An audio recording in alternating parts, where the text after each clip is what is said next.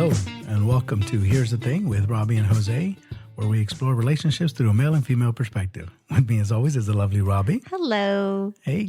How are you? I'm good. How are you doing? I'm doing good. It's good to see you. Yeah, I'm eyeballing your fruit. As soon as we're done here, I'm going to grab a piece of fruit. Juicy fruit. Yeah, I got apples. Yeah, what is those? Cuties? Oh, yeah. Fruit is nature's candy. Isn't it, though? Yeah. You know, I have to ask you something before we start, because the other day I was like doing some chores around the house and I had like my playlist going on my phone, and it was every song. I think it was just like a slew of like women rappers or whatever. Every song in there, they use the term bad bitch. And I want to ask you, what does that exactly mean? I've been trying to figure that one out. I don't know. I'm like, assuming it's a career-oriented woman. Yeah, is it like if you pay your own bills, if you have your own house, does that automatically make you a bad bitch? Maybe. You know what I mean? Like, it is a good question, because I've heard that before, and I'm like, I know, like, way back in the day when I was growing up, it just meant a very attractive woman.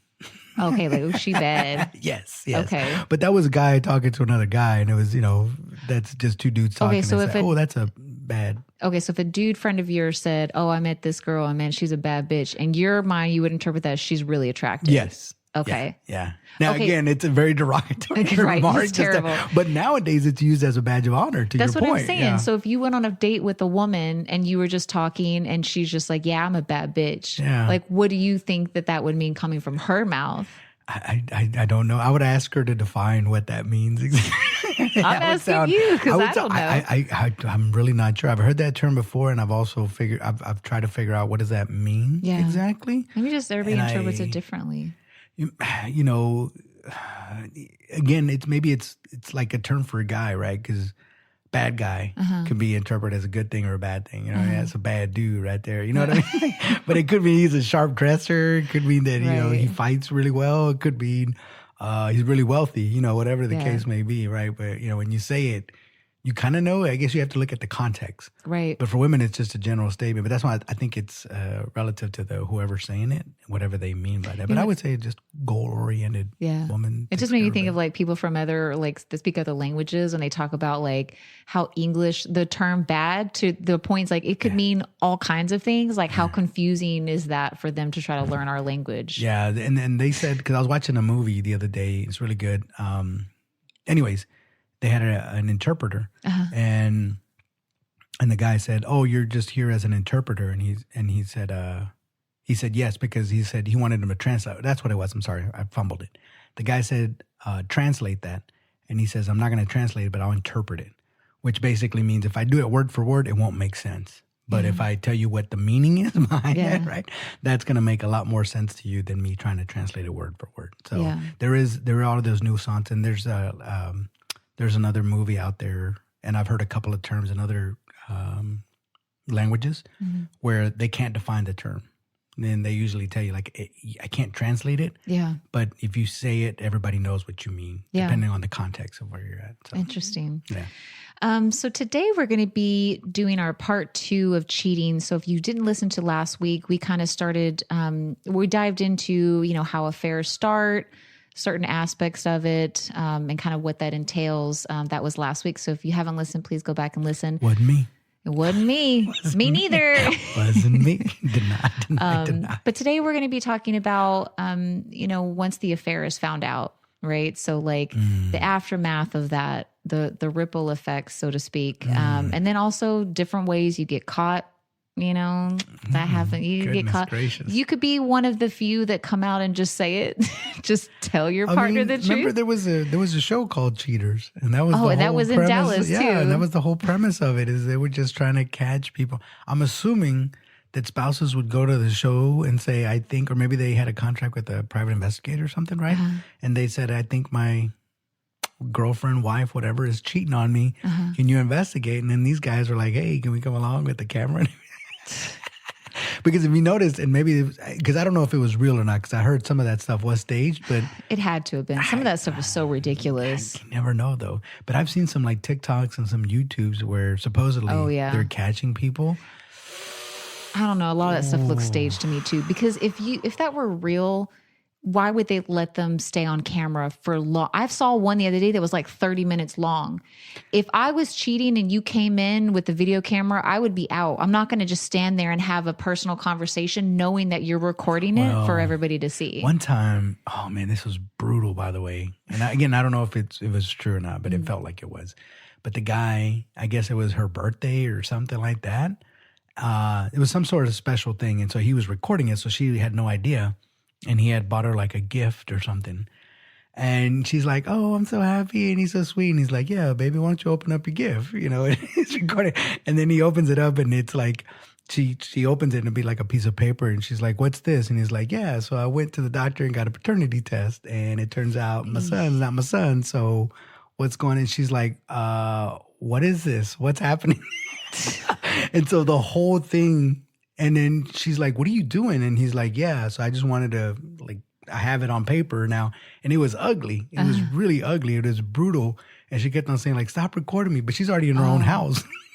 But he wanted to record her reaction whenever he told her, I know that the child is not mine, which is a horrible way. I know I skipped a little bit. But that, I don't think, if it was staged, what does she get out of it? Because she's just on camera now. Well, I guess not all of them, but... But you know what I'm saying? Like, for me, well, again, I've never cheated, but if I did, that would be the worst way to find out. You know what I mean? Like, if I'm a dude, so it'd be different.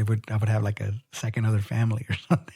She'd be like, yeah, I found your other wife. Yeah, so it brought them in. But that's happened before, too. Yeah. Because that still happens when they have like two...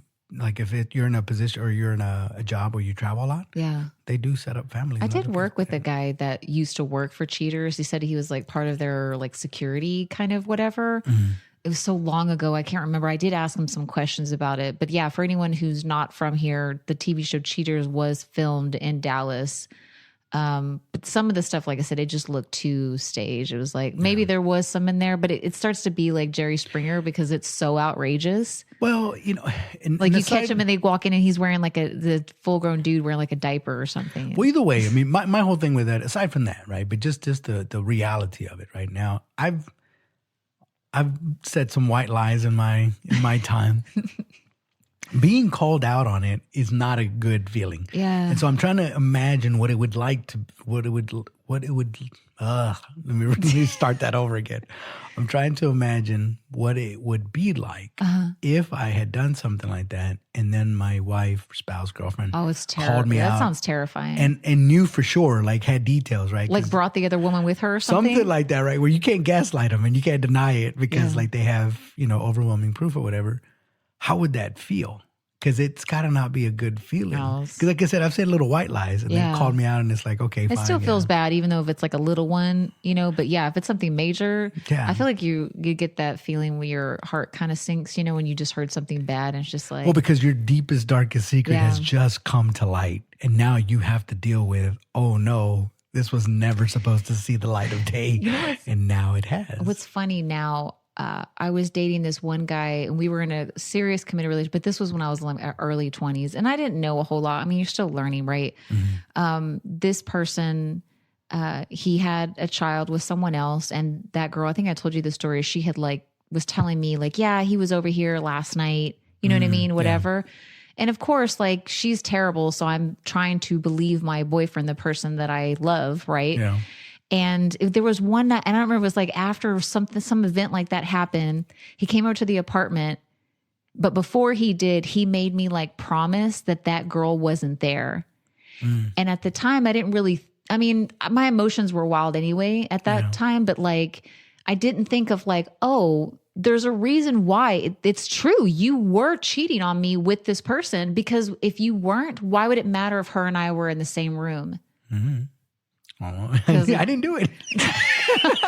Because you looked at me with a really bad look. I'm just saying, but as a young person, I didn't know. I was just oh, well, because they had a toxic relationship anyway. So but looking back on it as an adult, it's oh, it's because you were sleeping with her. That's why you didn't want me to confront you with her because you can't sit there and lie to both of us.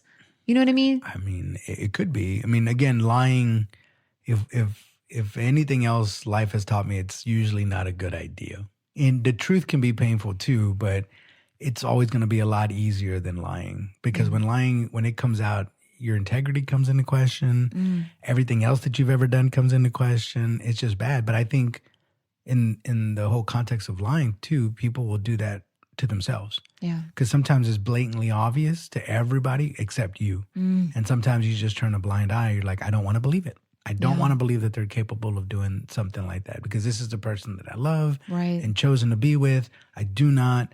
And if anything, sometimes I've seen this happen too, where they're just so, they feel like it's the world trying to break them up.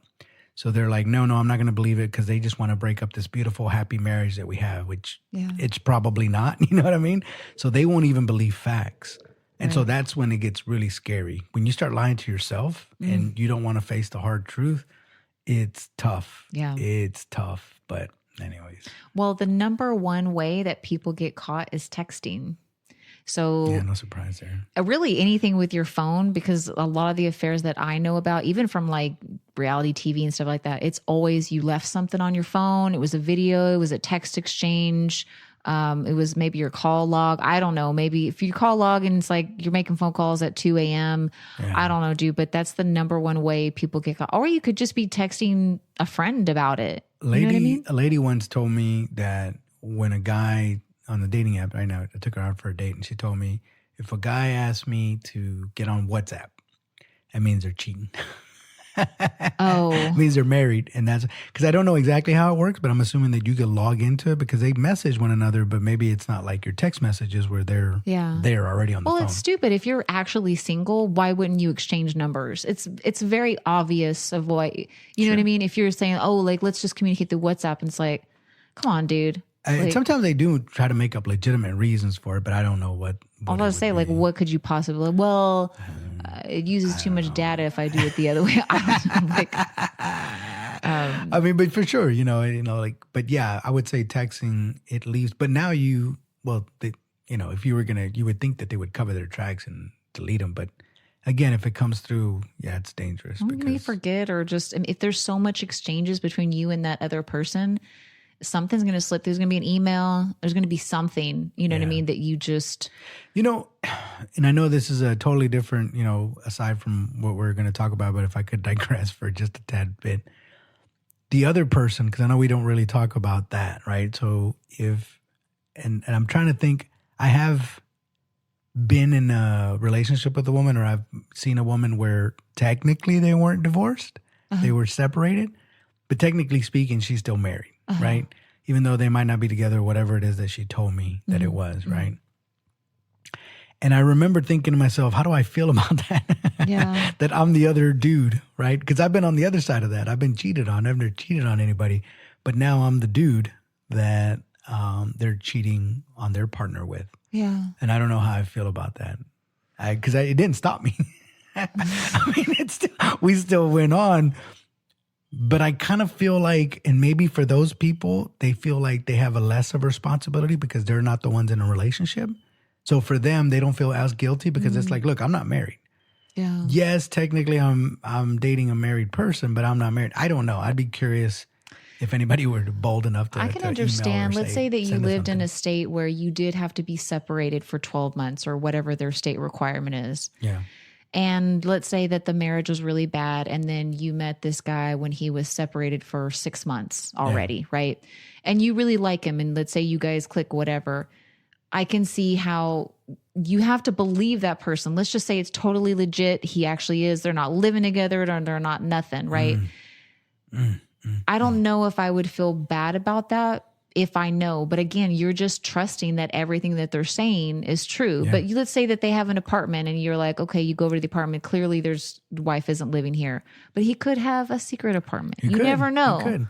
I mean, again, for me, most of the time, or a couple of times it's happened to me that, again, that part was never really fleshed out. Yeah. You just kind of assumed that they were single, and then we would get intimate. And then I would find out that they're still married. And I'm like, oh, like, you should have told me because this maniac. Because one time, and so I was chatting up a girl and, we were talking or whatever. And I say girl, but, she was a grown woman. Anyways, we went out and whatever. And then, we ended up going back to her place. We got intimate, whatever. And then I don't know why. That's when she decided to tell me, oh, yeah, by the way, I hope my husband doesn't come home. Like during? No, afterwards. Oh, okay. Afterwards. And I was just like, what are you talking about? And so it was a weird situation because he had some mental issues and he would just leave for long stretches. He would just leave. Like he was dealing with something. I don't know what it was, but he would just get scary. like, I don't know if he would just get depressed or whatever, but he would just leave. And he would be gone for 2 or 3 days and then come back. And sometimes it would be weeks. And so Oh, that's horrifying. she decided she was going to date, but obviously she can't tell him that they're not together because he would just disappear. And then she was like, yeah, he might have came back, whatever. I'm like, what are you talking about? Why wouldn't she just go to his family and try to figure out a way to get him the help I don't know. I didn't go into that much depth with that. Sounds like a lie. But what I did do is, I didn't see her anymore or whatever. But yeah, it's happened other times too where, we got intimate and then they find out they have a boyfriend or something. I didn't know at the time, but yeah. Again, I wasn't asking. I think if that either. happened to me, if we were dating or whatever, then we were intimate. And then afterwards he said, oh, by the way, I'm separated. I think I would really be upset. The fact that like, it doesn't mean that you're a liar, but the fact that you didn't disclose that to me makes me question like, okay, there's a reason why you didn't tell me. Because if you're going on a date, that should be like first date conversation. Be like, hey, just so you know. You would imagine. And you know what the funny part about it, and I know exactly what you're talking about because we're not supposed to say it, right? Because we're guys. But you do feel used. I most certainly did. Yeah. I'm like, okay, you just used me. Uh-huh. But again, I'm a dude, so we're not allowed to say something. You can say it. You were used and abused. Yeah, I know. But I'm just saying, like, I did feel a certain kind of way because I'm like, look, you weren't straight up with me. You obviously got what you wanted, at the expense of, me and the secrecy because I thought we're on the up and up. Right. Turns out we're not. Right. Your situation is not what I thought it was. That's what I mean. It's the deception from her not telling you. Yeah. That's why I would be, even if, like I said, you were 100% separated and you had to wait 30 more days or whatever. But I mean, it's hard to tell people like what you should, I mean, I don't know. I guess it depends. You really shouldn't be dating if you're still married. But if you do live in a state where a year is a long time, and let's say that you've been checked out for a long time and you're just glad to be free and you do want to go date, who's to say? I think you should go date whenever you feel like you're ready. And I mean, but you need to be upfront though. Me personally, and this is my stance, this is where we differ. I think you have to get married. You have to get divorced before you should date. That's just me.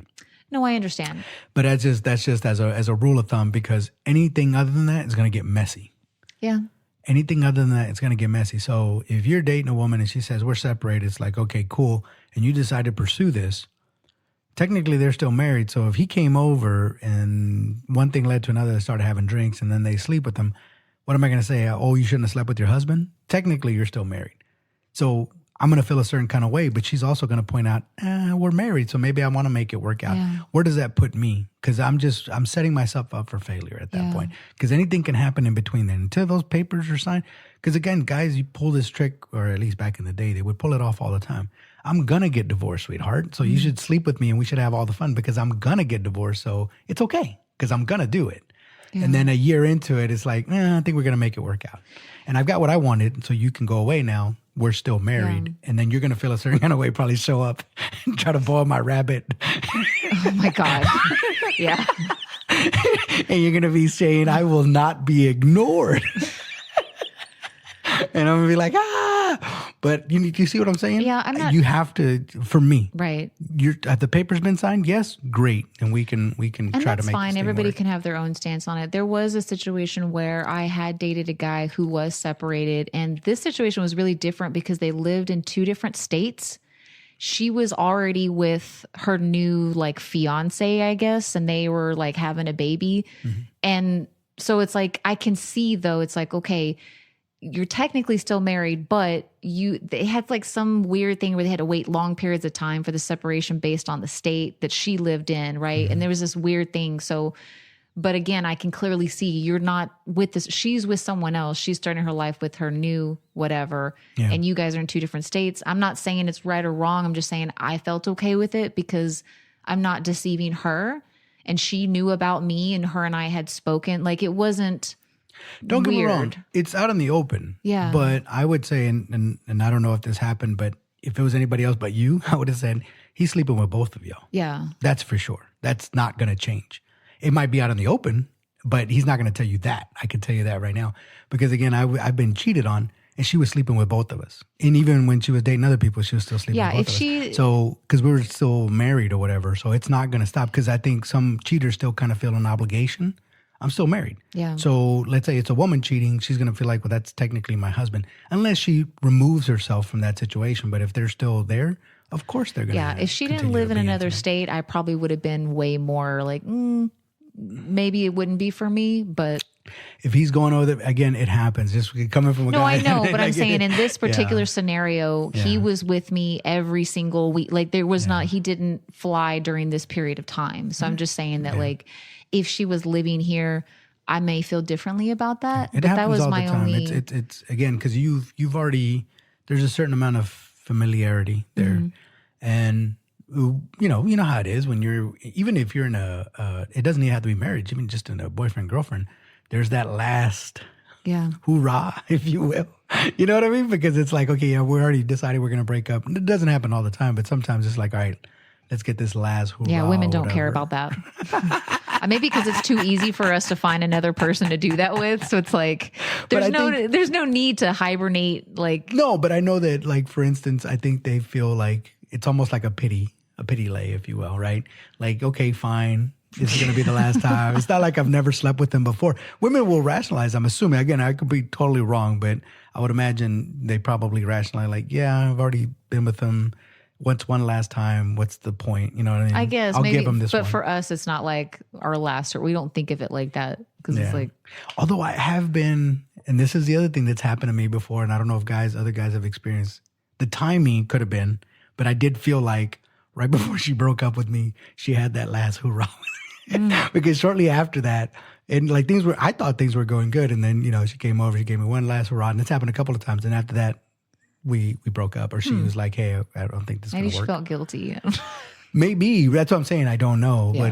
But, but at the time I was like, man, she got one in. I don't know if she did it intentionally, or like you said, maybe she felt guilty, whatever. But I just felt a certain kind of way. I'm not going to ask you what it was, but like maybe it's the reason why she wanted to break up, that she felt a little guilty and maybe just thought it would be soften the blow. Absolutely. And it sure did. I mean, don't get me wrong. It was fantastic. But like I said, it could have been just coincidental. I don't know, but it sure felt like that. Yeah. So another way that people get caught, and maybe not getting caught in the act per se, but when little things start to change, right? Things are out of the ordinary. You're either working late. Let's say you all of a sudden start going to the gym. You get your teeth fixed. You do all kinds of, you know what I mean? You improve yourself way too much. Exactly. You're like, I just want to feel good. You just start eating a lot of salads. And like maybe you get a new fancy car and you're like, I deserve it. All these little things, like I said, it's not the act per se. You have to investigate, but you start noticing changes in your partner, or maybe you guys stopped being intimate, or you know what I mean? Like that's usually, I'd say, one of the first indicators. Not always, but like if you're not having intimacy, I think that my mind would go to, well, I know he still needs it. So if he's not intimate with me, what is it, right? And let's just assume in the scenario he is actually having an affair. I don't mean like he's going through something or whatever, but that would be an indicator for me. Yeah. I mean, there's a couple of reasons why people might lose the drive to want to have sex. It could be medical. It could be stress. It could be a lot of things. So you have to be careful with that. But yeah, that typically is.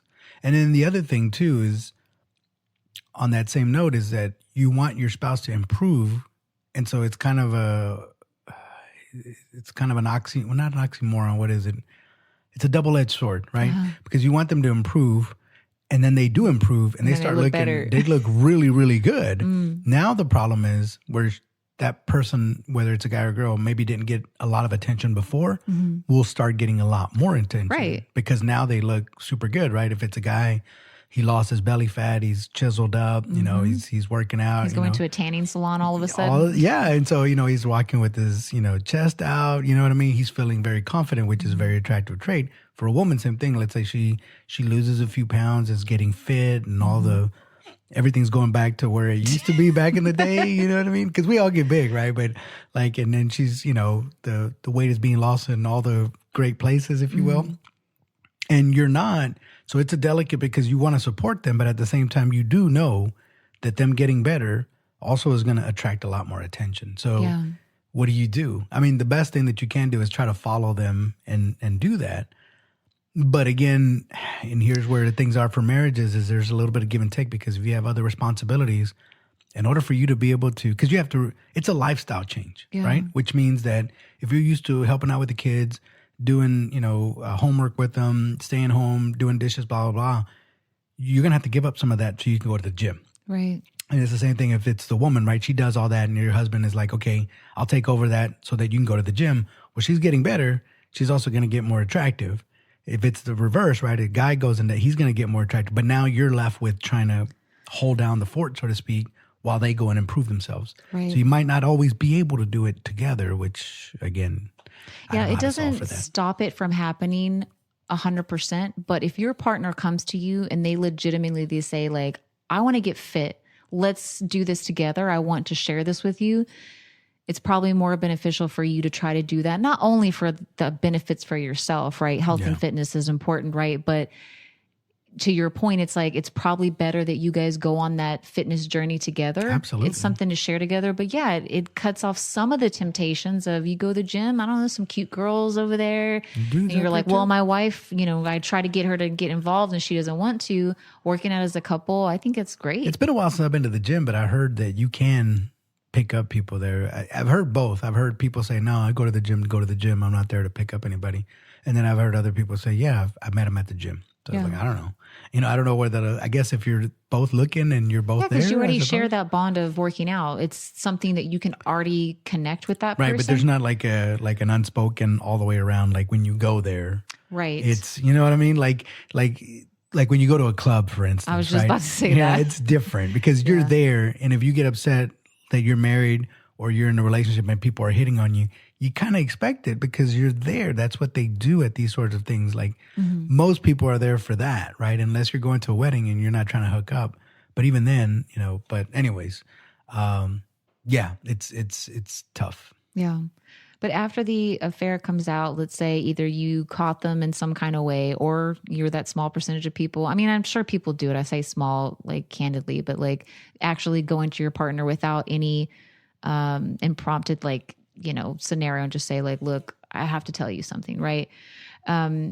Confess? Yeah. Oh, yeah. I don't think that happens very often. Yeah, that's what I'm saying. I mean, I don't know. I don't know the stats on it, but I'm assuming most people don't just, low. Unless you're just riddled with guilt, you know what I mean? And the riddled with guilt, or you're just so done in that relationship that, and even then you'll probably not tell the truth. Sometimes they just like, hey, I want out. Yeah. Yeah. And you don't, usually the first thing is there's somebody else. Right. But so there obviously is two options. You can choose to forgive and stay and work on it. Typically what married couples will do, they go to counseling at that point.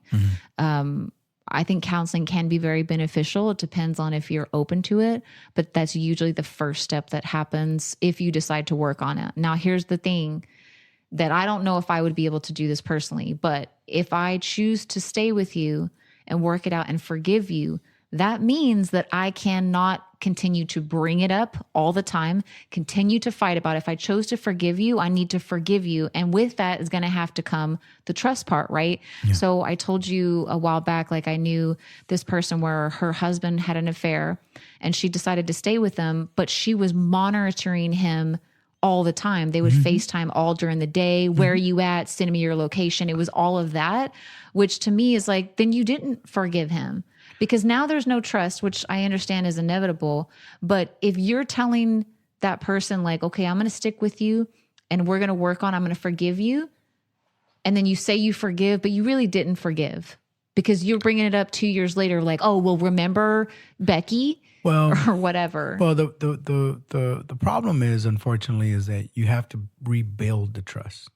Right. I'm not saying it'll happen right away, and but that's the hard part, though, because what they're trying to do is they're just trying to build that comfort level again, where I can trust you, and so it does feel like they're overbearing or whatever, but you have to understand from their point of view, it's a difficult situation.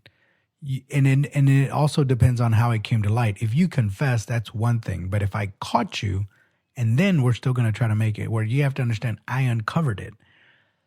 So, and confronted with the truth, you eventually said, yeah, whatever, maybe I have evidence, pictures, whatever the case, or text messages, like you said, it happens. Well, now I know you're capable of lying. So it's a dilemma because you do want to trust him again, but it's going to be very difficult to just say, okay. Right. Any traumatic event, right? If you were in a plane crash and you need to, and it's been a year, but now you need to fly somewhere. You can't just say, well, I'm just going to get on there like nothing. It's going to take you a minute because you're like, maybe I don't want to get on a plane. Maybe it was just so traumatic for me. Or if you saw a plane crash and you saw a bunch of people, die just horribly, it's going to take a minute. Maybe you can get over it. Maybe you can't. Maybe you want to, but it's not going to be as easy as one might think. So there has to be a little bit of patience on the other end. And there has to be a certain amount of atonement. I think long term, you're absolutely right. I think it's not sustainable. You can't do that forever. Yeah. How you rebuild trust, that's a good question. I don't know. I guess that maybe there'd be like, if I was decided to stay and let's say I was really going to try to forgive, there may be certain things like, let's say for instance, he cheated on me with a coworker. Well, then one of my rules may be like, okay, well, I don't want you to go to happy hours anymore. Like I would feel very uncomfortable if you continue that, right? Yeah. It's not that I'm following him to the bar and sitting outside with my binoculars or anything like that. Some people do that. Yeah. I don't think it's really healthy. But again, maybe that's what the counseling is for, right? It'll try to help you, rebuild your marriage. But I think just in any type of fight, if I say, okay, I forgive you, then you need to drop it. You don't need to revisit that over and over and over again because then you just lie. You didn't really forgive me. Yeah, but I think there'll be triggers, right? Because here's the other part. And I'm going to play devil's advocate again because, again, I love being the devil. But let's just say for the sake of argument, let's say you had an affair. And let's say you really emotionally got attached to this guy, right? And let's say he emotionally got attached to you. But after thinking about it and you said, you know what, I don't want to get a divorce for real. Mm-hmm. There's obviously my marriage is not as happy as I would like it to be or as content, whatever. Plus I have children. Plus I have family members. Like there's so much that goes into it. And so your logical brain goes to a divorce is not the best option. Mm-hmm. Like staying together is the best option. Okay. I might have to forsake a few things, but that's really the best option, right? So you decide, okay, I'm going to confess. And you confess to your husband. He loses it like he should, whatever, or like it's expected. And then you try to make it work and he tells you the same thing. Well, you still work with Jake. Don't want you to go out to happy hour. Or if you can just avoid them altogether, please do so. Yeah. Right? Well, you still have an emotional connection to Jake. It's not so easy. It's not so easy to just say, okay, we're done. That's it. This is a person you've been intimate with physically, emotionally. They know some of your deeper secrets. As a matter of fact, you have a shared experience in that you both were in this affair together. Nobody else knew. So you have a thing that's mutual just to you two that nobody else knows about, that you'll take to the grave. And so it's not so easy because if Jake shows up, he might show up and he might want to talk to you. It's going to be hard and nobody's watching, mind you. You're regulating yourself for you to just say, no, I'm sorry, I can't talk to you. It's going to be hard. Well, that's where your discipline comes in. Well, but you still have feelings and that's where I the know, feelings but are tough. if that were me, if I had this affair and I came clean and let's say that I 100% wanted to stay in my marriage and I meant everything that I said. Yeah. I know me. I have the discipline that I would cut Jake off completely because I'm focusing now on what I really want is to fix my marriage. I understand a lot of people can't do that. I personally know that I can because I've been tested on not this, but a bunch of other scenarios where your self-discipline comes into play. Yeah. So it's possible. But I think that there's... I think like with self-discipline, that's kind of it, right? The regulating oneself. Again, we've talked about it in the previous one where just don't put yourself in that situation for sure, right? But if you can not put yourself in that situation, then chances are you won't have to have that discipline to not do that. Because again, once you're emotionally involved, to your point, if it really wasn't that big of a deal, then it wouldn't be that big of a deal. But you said that's a type of of cheating, emotional cheating. And fair enough, I would say that's a lot more powerful to overcome than just the physical part. But I could be wrong. I don't know. Yeah.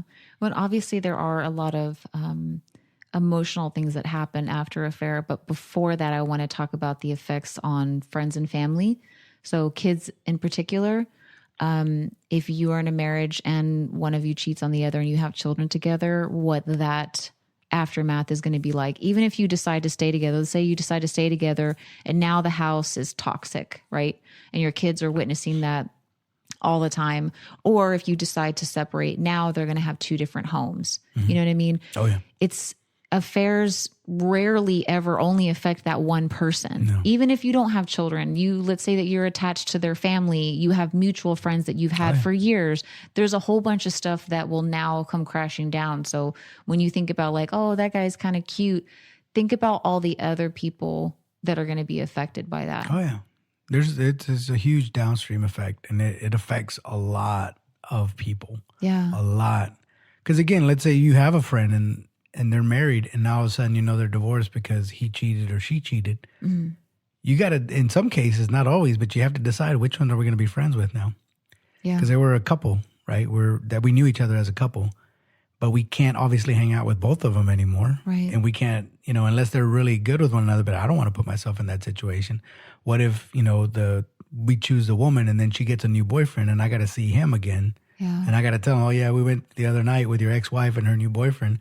He's not going to want to hear about that. So you kind of almost sometimes have to choose, what do you want to do? And then the other thing is that even if they're together, again, how difficult that is for, let's say parents and in-laws and sister-in-laws. Again, they didn't do anything wrong. So like, what do you do? Again, that used to be my sister-in-law, but now she's, she did something she shouldn't have.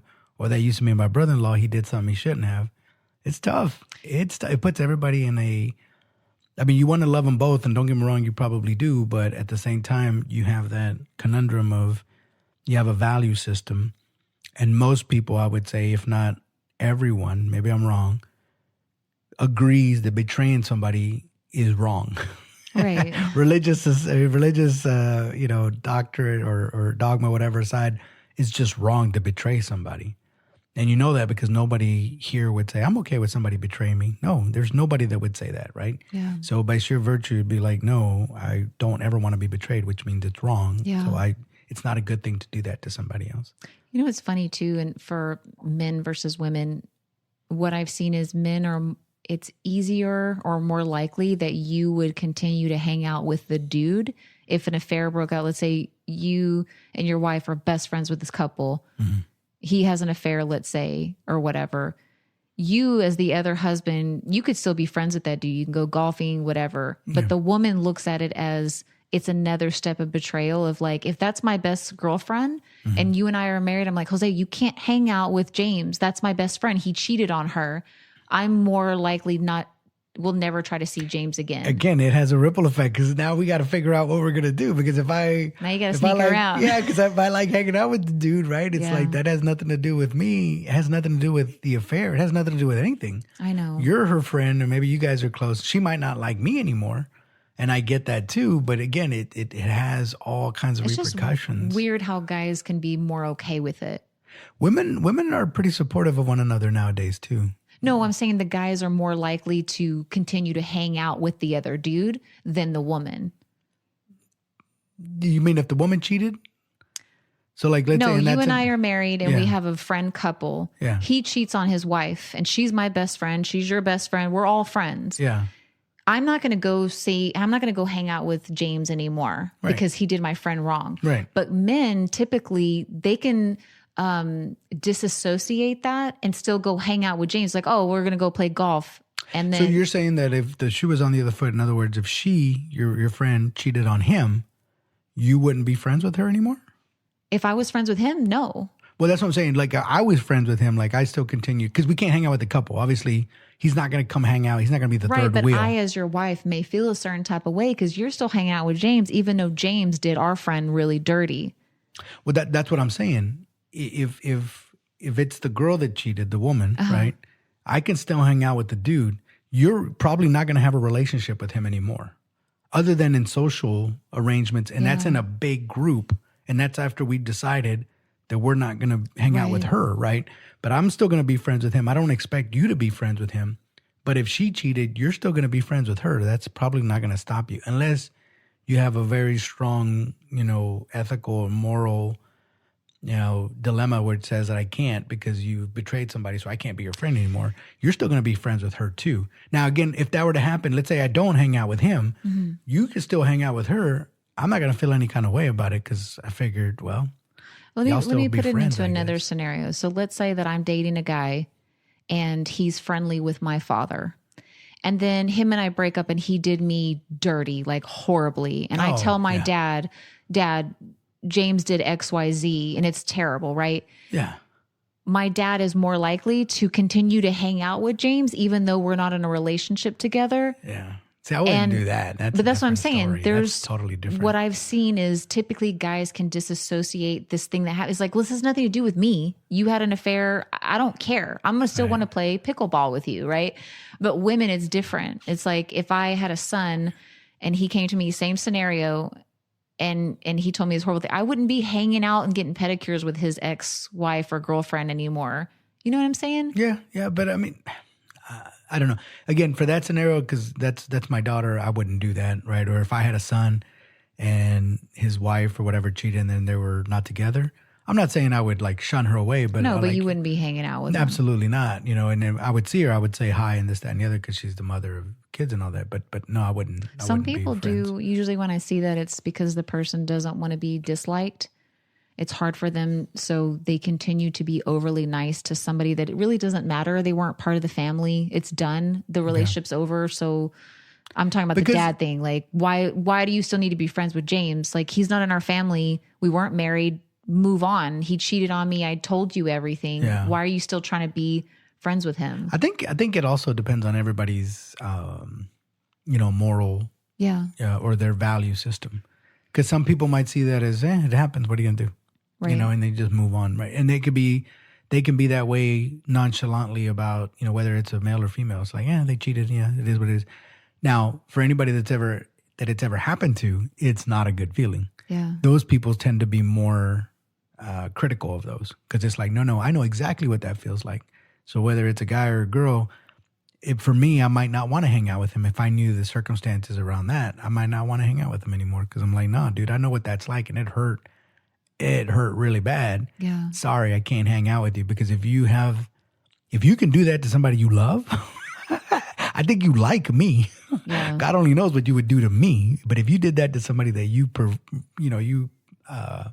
professed your love to and went out and married and all that, and that's what you did to that person, like, nah, I don't need you anywhere near my wife. I don't need you anywhere, around me at all. I'm sorry, man. Now, don't get me wrong. It depends on the person too, right? Because if you have a friend and you were together and if you know more of the circumstances or whatever, it might come into play too. But, I'm big about your reputation is everything. And you shouldn't be judged on your worst act, don't get me wrong. But at the same time, one's really, really bad. Yeah. That one's pretty doggone bad. But anyway. But yeah, it affects everybody. But for the person who was cheated on, this can cause a lot of emotional issues. You can get into a depression, the things that follow that. We always do that of like, what's wrong with me? Am I not worthy? We start to question ourselves, which is natural, but it is really destructive because it's usually not about you. You know what I mean? Well, you question the whole marriage. Yeah. The whole thing comes into question. And that is devastating. Again, it's maybe adjacent to perhaps, I don't know, maybe I'm just talking nonsense. But it's like if you were adopted and didn't find out until you were like 30 and then all of a sudden it's like, oh, don't get me wrong, they still love you and all, but like, oh my gosh, like I didn't know the truth and it's going to mess with you a little bit. Yeah, because you try to rewrite history. Like what you remember is like, okay, let's look at it under this lens now. And once you've discovered that lie, and it's a major one, then they're capable of lying. And not only are they capable of lying, but they're capable of lying of one of the biggest things that one can do. And they're also capable of hurting me that way. Like and again, I'm just giving you the process of some of the things that go in your head. It's like, how callous can they be? this is a person that was telling me that they love me all the time, and yet they're sleeping with somebody else and they're having an affair on me. How horrible of a person are they to do that? Everything comes into question. Yeah. Everything. And again, you have to process all these feelings and all these emotions, but to that end, it depending on how, it catches you off guard, you have to rethink everything, including your future. Like you said, one of the options is to go move forward together, and the other one is to get a divorce, right? Yeah. And so everybody has to make that decision on their own. But yeah, there's emotional effects to that. There is also some different kinds of medical effects, one of which is STDs. If you are having, relations with anyone else, you don't know who they've been with. So basically it's like, let's just say even you hire somebody, right? And then you have relations with that person and you're married, and obviously you're going to continue to be intimate with your wife, and then you give her something else, which I can't imagine what that feels like of the person who have to find out. Yeah. Because they know. It's like, I know I haven't slept with anybody, so it's I'm only getting it from this one person. Yeah. But also, too, my research, I thought this was funny. They said, well, not funny, but that men are more likely to have a heart attack if they're cheaters.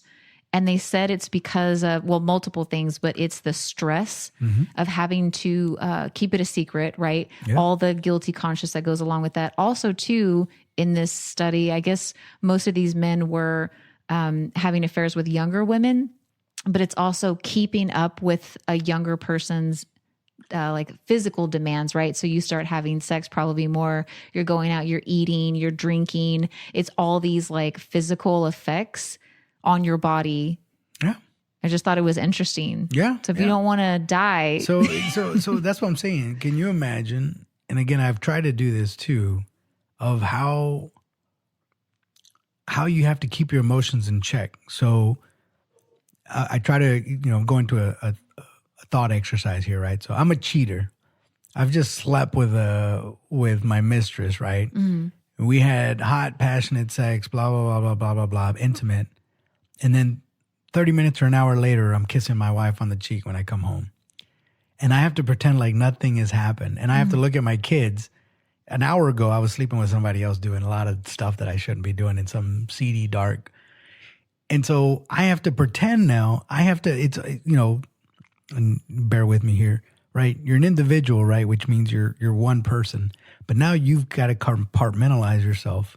Even if you're at work, which you are different at work because you have to act better, you can still come home and talk to your wife about work. She might not want to hear about it, and vice versa. But there's no secrets there, right? It's like, yeah, so-and-so was doing this, so-and-so was doing that. It's like, but now there's a part of you that you are unable to share. Not only that, you have to keep it a secret. Not only that, you know that if that person finds out what you just done, it's going to devastate them. And now you have to look at the face of the person that you've just betrayed in the most horrible way and tell them that the one person that's not supposed to hurt them just hurt them in a way that they may not recover. Yeah. And there's a lot of people that do not recover from that and that's part of the reason why they try to keep it alive forever, because they know they got to face the music at some point. Yeah. And so for cheaters that are thinking about cheating, think about the look of your face on your spouse's face every time you flirt and throw your hair around, or every time you call somebody cutie or whatever the dude does.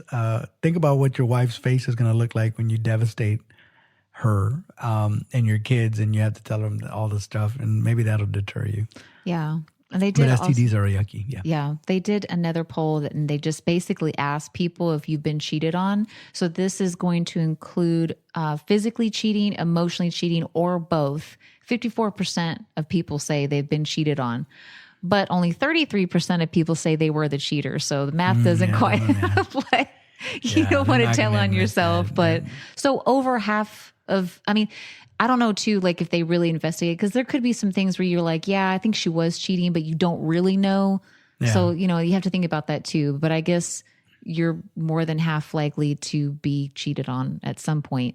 Another fun fact is that of those people that admitted that they cheated before, 90% of those women say that it was an emotional affair.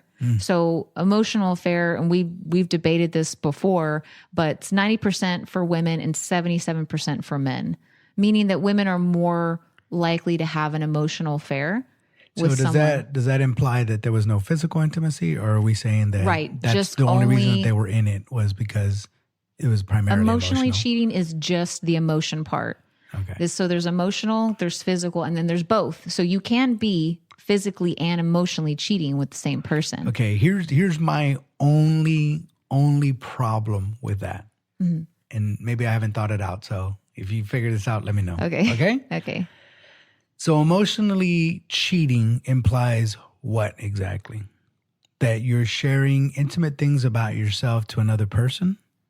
Or is it that you're emotionally attached to another person that you shouldn't be? This is where it gets tricky because everybody is going to define that differently. The same way that some people look at kissing as not cheating.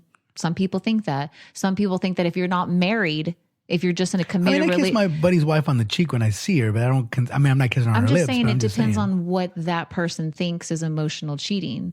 So, or same thing with physical, right? Like if I say that in Physical is physical, but though. in my head, I'm not speaking me, but I'm saying to other people. I've heard people say this is like, well, if it's not below the belt, it's not cheating. If you're not actually married, it's not cheating. Yeah. If it's, one night stand, it's not really cheating. Like everybody comes up with their own definition of My that. definition is any contact that's sexual in nature. I think emotional cheating for me is maybe where you are only going to that person, the other person, for all your emotional needs. Okay, so not giving your partner the chance. So, and fair enough.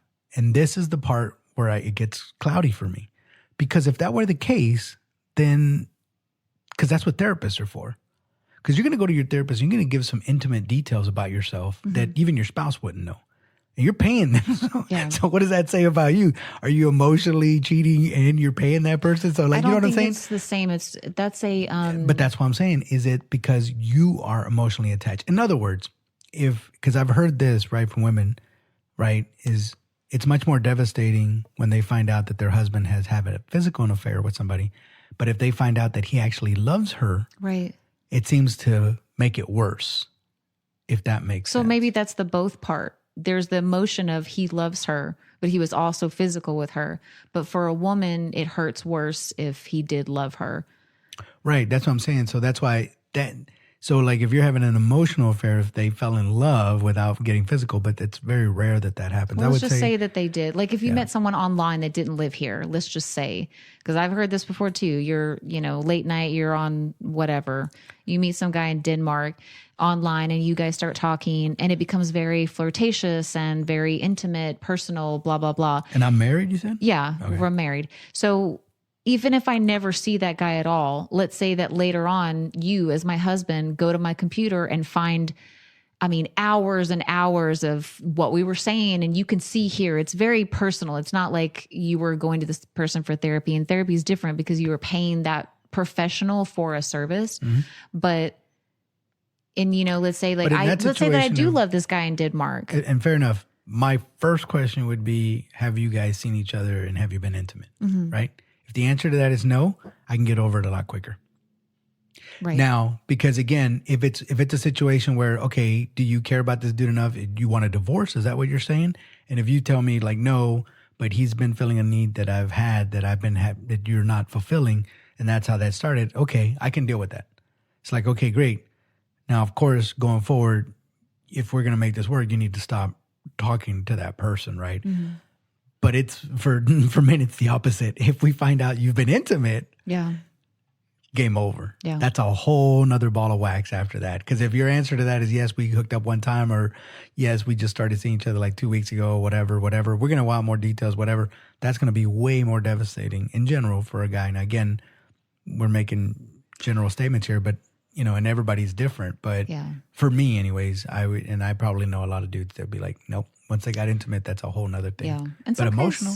Some guys do have emotional affairs, but when it comes to sex only, when they polled people, it was 20% of men and 13% of women. And this was in 2016. So it's been a little while, but women are not that far behind when it comes to having like a sexual affair. But I think an emotional affair for a woman is, it's just, I think it's easier because you're not, if you do it in a certain way, you're not going to be caught with this person. It's usually just a lot of phone calls, texting, that kind of thing. You know me and my stance on that, and I'll give this advice to any woman and man. Don't ever discuss your relationship with the opposite sex friend. Ever. Don't ever do it, because you're opening up a door to something else, because guys are susceptible to it too. Yeah. They want a sympathetic ear. They want somebody to listen to them. They want somebody to give a crap about them, right? And women do too. And so I would never share any issues that I'm having with my wife with a female friend. To a dude friend, sure, all day long. We'll go have beers. He'll tell you what's going on and be like, yeah, it sucks. And then, we go home. Well, the other thing too is that if you're complaining or confiding in someone else, you're already in an emotional state. So you're already going to be more susceptible to maybe even bad advice. Or, let's say that you do go to your coworker friend that's a woman and you tell her all this stuff and she was like, well, Jose, it doesn't really sound like she loves you. Like, you start planting all this stuff. I know. Yeah, I know. That's what I'm saying. But like, you're going to believe that more than if you were totally happy and someone said, Jose, your wife doesn't really love you. You'd be like, what are you talking about? Like, get out of here. Well, it goes even more in depth than that, right? Because again, primary thing that most people want is to be understood. If you are with somebody and they feel like they can be comfortable around you and that you understand them, honestly, you could be the ugliest dude in the world. You got that woman and she could be the most beautiful. You got her in the palm of your hand. But it has to be genuine, mind you. You can artificially do that, especially like you said, when they're in vulnerable states because they're already emotional. But even then, if you tap into that and it's like, I know exactly how you feel, it's tough because now you're emotionally there. And emotional is like, it's like I said, guys get themselves in trouble. Women are more attuned to that. So I would say guys do it, but they're not all that great about it. Yeah. They'll usually tell when a woman's, anybody, I think guys can tell when a woman's unhappy. You don't know why she's unhappy. And of course, if you're really attracted to her, you're going to ask, what's wrong? And maybe at first she doesn't want to, I really don't want to talk about it. It's like, all right, cool. And that's really the best thing that you can do. And then later on, you can only hear that so often before you're finally going to break down. Yeah. And if I say, hey, what's wrong? And then all of a sudden everything starts pouring out, it's like, And you're going to know too if something is different with your spouse, to the point we were talking about earlier, like they start distancing themselves. Oh, yeah. I think that if you care about that person, you should try to figure out what's going on with them. Try to be there for them, in that scenario, instead of just kind of, I don't know, just letting it go and just be like, oh, well, she just likes to go to the gym now. Or I'm not saying accuse them, but I'm just saying that like, make sure that you guys are still sharing intimacy and, the emotional support, really trying to focus on your spouse rather than trying to look for that. Yeah, because again, and I can't stress this enough. It's absolutely devastating for the people that it happens to. It's absolutely devastating. And I don't think because some people, don't recover from it. Other people, it warps their viewpoint in such a way that from there on in, they're suspicious of everybody. Mm-hmm. And I can't blame them, right? I'm not saying this is bad, but what it does is it hinders you in future relationships. Because if your thought is, okay, here's this person who professed their love to me and did all these things for years and told me how much they love me for years, and then they did me wrong, I'm supposed to trust a stranger that comes along and starts telling me that they love me, and I don't even know that this person I knew for 20 years, 15 years, and they did me wrong. So now everybody can do me wrong, which means I don't trust anybody, and they won't. It stifles them. Yeah. Because they can't get in relationships after that. I mean, cheating is already selfish, but that's another level of being selfish, because if you were unhappy and you felt like you were going to cheat, break up with them first, because I can guarantee you they can get over that a lot better or faster than they can if you had an affair and then you end up breaking up anyway. To your point, you're giving them even more complexes later on. So it's this double whammy of not only did you hurt them like nobody else could, but now you've not ruined their future, but you've created this thing now that they're going to have to possibly do that. I mean, it could. You could. And then the other question becomes, right? Because this happens too, and I don't know what the statistics are on this. For the people that have been cheated on, do they turn around and cheat now? Because then they feel justified because it's that whole victim mentality where I was the person that was wronged, which means from here on in, I can do whatever I want to because I was wronged, right? So, and you see that with guys sometimes, right? That they get cheated on and then something snaps in their brain. And from there on in, they dog out every woman that they've ever been with. Right. And their justification is, well, I was cheated on once. So now from here on in, I'm going to cheat on them so that they don't get a chance. Well, it's not even that they hate women. It's more like I'm not going to give them an opportunity to hurt me. I'm going to hurt them first. And so if we do break up, it doesn't matter because guess what? I already cheated on you. And if you do cheat on me, doesn't matter. I already cheated on you too. So we're even, kind of thing. Yeah. And it can get that way too. But and the reason why I asked that or the reason why I question that is because it seems like a lot, if not most of the women that I date, they've all been cheated on. And it seems like the other people, and I'd be interested because I've dated a lot of women. And now I have, if the statistics are right? You said how many women, it's probably like 40%, 50%, give or take, of people cheat on whatever? Like, population wise, because if women cheat, let's say 40% of the time and men cheat 50%, I think they said in marriages only, I think it was like 25% of people have an affair in a marriage. Okay, that aside, right? But let's say that the numbers are equal from both men and women. Okay. So it doesn't matter. It's just an affair. They're pretty close. Okay, fair enough. But then that means that out of the many women that I've dated, at least 25% of them cheated on their husbands. Now, again, we never got that far, but that's what that implies, right? Is that even me going out there, I'm dating women that have probably cheated on their, again, they're going to keep that close to the chest. Right. Unless you talk about like why they got a divorce, in which case that usually comes out, right? But most of the time I would say that if you were the cheater, you probably say some nonsense along the lines of like, yeah, I just wasn't feeling it and we just got a divorce. You're not going to admit to that. Right. But it'll come to light at some point. Yeah. Because I'm assuming that some people are going to talk and you'll find out, oh, no, they had an affair depending on, People be talking. Man, they do. And that's the other bit. And I'll say this much and I'll leave it. But there is a train of thought that if there is an infidelity in the marriage, the best thing that you can do in order for it to work is not tell anybody. Keep that completely private. Don't let that, because we have a tendency of blowing up Facebook and saying some stupid stuff. Even though you're not saying it, you start putting these little memes of you can't trust people when they hurt you.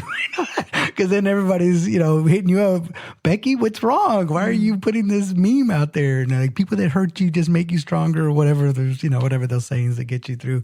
But my point being is that once you start blasting that, it opens up another door. And I would say that I've known people that said they had an affair. They never told anybody.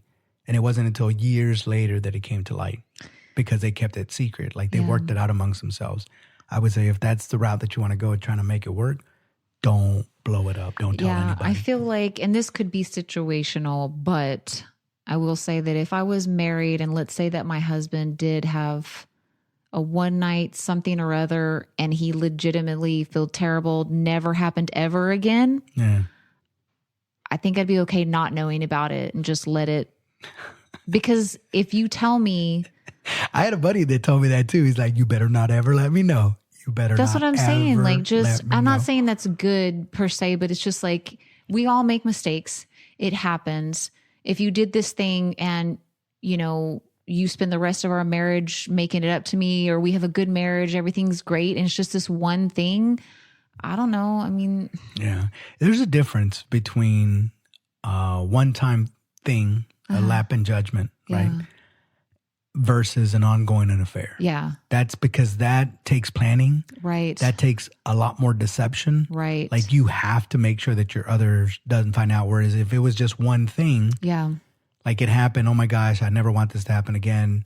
And that's it. It will never happen again. And you regret it and you feel guilty and you try to atone, blah, blah, blah. It's like, okay, great. And you could do that even with an affair, but you have to understand you've created a lot of damage. Yeah. Because you've lied so much and it's hard to combat. Little white lies again. Your wife makes you spaghetti and it doesn't taste all that great. It's like, it tastes wonderful, sweetheart. Like, oh, it's wonderful. You'll survive that. But something where it's like, hey, honey, I'm going out with the boys and I probably won't come home tonight because we might end up going to the casinos and we might stay there. Now you're taking it way too far when in reality, you know, you got an Airbnb with you and your mistress. We should definitely do an episode online. But yeah, I think the moral of the story is there's nothing good that's going to come out of cheating. So cheating, you're against it. Yes. Okay, good. I am against it. After all this conversation, you don't know if I'm because you got to declare. You got to declare where your stance is. And so we at this podcast are against it. We are against cheating. 100%. Yes. We're against it. We're in the negative there. Okay, good. But we did it. We covered it without crying. Yeah. Try to keep it as light as possible. No, but seriously, it's not a good thing, and I think hopefully people will think twice before they decide to go on there because it can be very tempting. It's exciting. You think nobody's ever going to find out about it. You know, I haven't been this excited in a long time. You know, things that are tingling, they weren't tingling before. And now all of a sudden I feel alive. And I get it. We're all human and we all sometimes crave a little bit of excitement, but just be very careful because it is fire and you will get burned. Doesn't matter which way it goes. So, anyways. Yay. Don't cheat. Yeah. All right. Until next time. Bye. Bye.